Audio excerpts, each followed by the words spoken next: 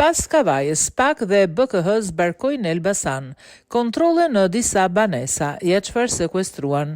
Pas qytetit Kavajës, ku BKH kontrolloi ambientet e banesës së Elvis Roshit dhe 4 personave të tjerë. Mëngjesin e dieshëm, një njësi e BKH-s ka mbritur në qytetin e Elbasanit për të kryer kontrollin e disa banesave. Kontrollet janë kryer edhe me mbështetjen e policisë së qarkut. Bëhet fjala për ekzekutimin e një vendimi penal të marrë nga gjykata e posaçme kundër korrupsionit dhe krimit organizuar. Siç mësohet nga mediat, kontrollet janë kryer në ambientet e një biznesi privat në një lokal dhe në 3 ndërtesa.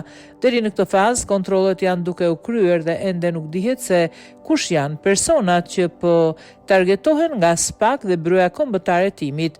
Hetimi ndaj këtij rasti ka nisur disa ditë para zhvillimit të procesit të zgjedhjeve të 11 majit, ndërsa kontrollet po kryen 7 ditë pasi procesi i votimit dhe numërimi është mbyllur në këtë qark ku fitues me 10 mandat deputeti doli Partia Socialiste.